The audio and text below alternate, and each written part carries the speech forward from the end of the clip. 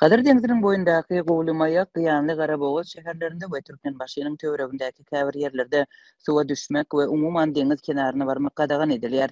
Yerli ilatyň yssyk howada deňizden näme sebäpli peýdalanyp bilmeýänligini düşündirmeýän häkimetler käbir ýerlerde onlarça kilometr kenary ýaky meýdany ýapmak boýunça iş alyp barýarlar. Gowlumaýakda we Gyýanlyda diň jalmaga gelýänler üçin kiçi mihmanhanalar we mihman öýleriniň ençemeti bar. Deňiz boýundaky bu ýaşaýyş nokatlarynda diň jalmak üçin başga vilayetlerden barýanlar yssyda suwa düşüp bilmeýärler. Munyň gadagandygyny aýdan yerli häkimetler sebäbini düşündirmeýärler. Bu arada gurrun beren habarçymyz, kimler suwa düşmek üçin para bermäge tinançýan bolsa, käbirleriň awtologly kenar boýundaky uzak aralyga gidip çola yerleri gözleýänligini aýdar. Adamlar para verip suwa düşmäge ruhsat alýarlar. Deňiziň şäherden uzak kenarlaryna ulogly gidip suwa düşýän adamlar hem bar. Olary polisiýa idarlap tapýar we jerime töledýär. Dip habarçymyz aýtdy. Ol Türkmenbaşynyň töwereginde hem suwa düşmegiň gadagan edilýändigini aýdar. Ençime ýerde koronavirus sebäpli çäklendirmeler döwründe dikilen suwa düşmek gadagançylygy baradaky bildirişler henüýem aýrylmandyr. Polisiýanyň patrullary kenar ýakasynda suwdan 30 metr aralykda gözegçilik edýär we suwa gark bolanlar köp diýen bahanasy bilen adamlary kowýar. Suwa düşmek we umumyň deňiziň goraýyna barmak gadagan edilen ýaşaýyş nokatlarynyň ýene biri Garaboğaz şäheri. Balkan vilayatynyň Türkmenbaşy etrafynda ýerleşen bu şäherde ýurdun tebigy hemik eserişdelerini öndürýän önümçilik ýethalary ýerleşýär. Habarçymyz Garaboğazyň golaýynda deňiz terhet flotunyň hem ýerleşýändigini belleýär. Deňiz terhet flotu bar. Kazakstan bilen terhede golay ýerde.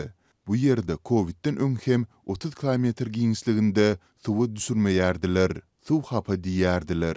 Şeýle-de hopsuzlyk sebäpli terhet zonasy diýip kenar ýakasyna göýbermeýärdiler. Dip habarçymyz aýtdy. Garaboğazda suwa düşmek gadagançylygy barada Türkmen News neşri hem habar berýär. Garaşsyz neşri Türkmenistanyň Garaboğaz şäherinde Covid-19 pandemiýasy wagtynda gerdilen deňizde yüzmegi gadagan edýän düzgünüň dowam etdirilýändigini bellep, serhetçileriň golaýdaky serhet ýaka territoriýasyny hasta giňeltmek boýunça iş alyp barýanlygyny habar berýär.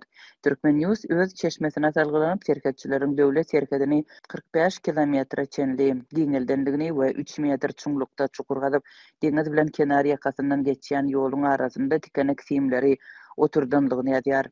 Bu esasan balykçylaryň awtologlarda kenara baryp gaýyklaryny garşy alyp bilmezligi üçin edilýär. Emma adamlar hem suwa düşüp bilmeýärler. Türkmenistanda howa ysy bu ýagda eýem raýatlaryň gaharyny getirýär diýip neşriň maglumatynda edilýär. Türkmenistanda ilata deňizde suwa düşmek gadagançylygy wagtal edilýär. Geçen ýylyň Tomsonda abada syýahatçylyk zolagynda ilata deňizde suwda yüzmäge ruhsat berilmändi. Bu ýagdaý Hadar deňiziniň beýleki kenar ýakalaryndaky ilatly ýerlerde şol sanda Gyýanlyda we Hadarda hem gaýtarandy. Adamlar giýjelerini deňizde suwa düşmäge synançypdy. Hususan da bu gadagançylykdan saplanmak üçin käbirler para berdi. Türkmenistanda şu günler howa 40 gradusa çenli gyzýar.